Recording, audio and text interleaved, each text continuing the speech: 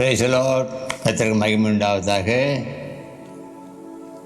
எப்படி இருக்கீங்க? சுகமாக இருக்கீங்களா? நேற்றைக்கு ஒரு நாள் இடைவெளி, உங்களோடு பேச முடியல. இருந்தாலும் நான் அவளோடு கொடுங்க இன்றைக்கு காலையில் ஆண்டவருடைய வார்த்தை சொல்லுவதற்கு வந்திருக்கேன். உங்களை நலம்பலம் விசாரிக்கணுமே, அது என்னுடைய கடமையாச்சே.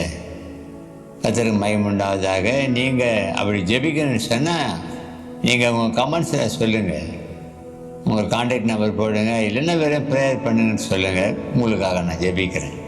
அதில் எந்த விதமான குறையும் இல்லை. கர்த்தருக்கு மகிமை உண்டாவதாக. நேற்று தினத்துக்கு சபைக்கு போயிருப்பீங்கன்னு நினைக்கிறேன். இல்லாவிட்டாலும் உங்களுக்கு சொல்கிறேன், நல்லா கவனமாக கேட்கணும்.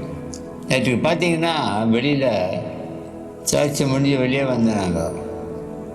ஏராளமான ஜனங்கள் போகிறாங்க, ஊர்வலமாக போகிறாங்க. ஆனால் அவங்க கையில் ஒரு கையில் பைபிள் இருக்குது, இன்னொரு கையில் ஓலை, குருத்து ஓலைன்னு சொல்லுவாங்க. வளர்ந்த ஓலை இல்லை, குருத்தாக இருக்கும், அதான் குருத்து ஓலைன்னு சொல்லுவாங்க. அந்த ஓலையை கையில் பின்னிட்டு அழகாக சிலுவை மாதிரி பின்னிட்டு கையில் அழகாக எடுத்துகிட்டு போகிறோம் ஊர்வலமாக. ஆமாம், அது என்னது அப்படின்னு சொல்லிட்டு நீங்கள் கேட்டீங்க சொன்னால் அதுக்கு அடையாளம் எனக்கு சின்ன வயசில் ஞாபகம் இருக்குது. ஒரு வீட்டில் விசேஷன்னா இந்த காலத்தில் மாதிரி டெக்கரேஷன்லாம் கிடையாது. அந்த காலம் நான் பிறந்து வளர்ந்த 10 வயசு வரைக்கும் அதெல்லாம் கிடையாது. இந்த மாதிரி இந்த ஓலையில் சிலுவை பண்ண மாட்டாங்க, அது அழகாக அதை பின்னிட்டு அது அழகாக கட்டி விட்ருவாங்க வீட்டு பக்கத்தில். அதுதான் டெக்கரேஷன். அங்கே தான் கல்யாணம்லாம் பண்ணுவாங்க. அது ஞாபகம் வந்தது எனக்கு. ஆனால் இது அது இல்லை.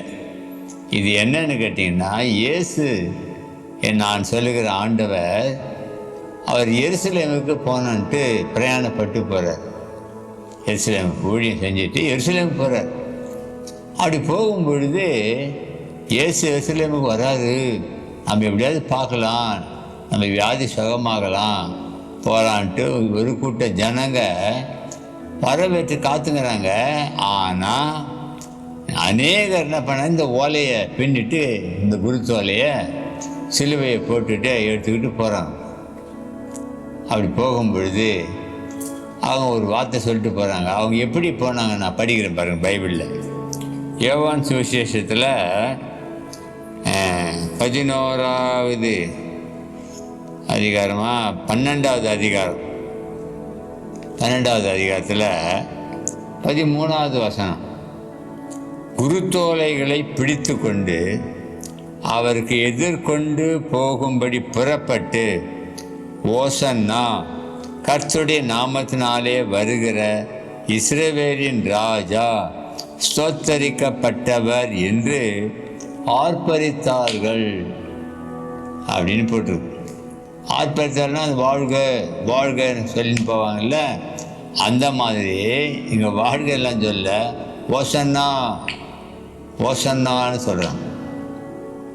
இன்னொரு வார்த்தை, வர்றவர் யாரும் கிடையாது, இஸ்ரவேலின் ராஜா அவர். அதை வெல்கம் பண்ணுறோம், நாங்கள் வரவேற்பு கொடுக்குறோம் என்ற மாதிரி சொல்லிக்கிட்டு போகிறாங்க.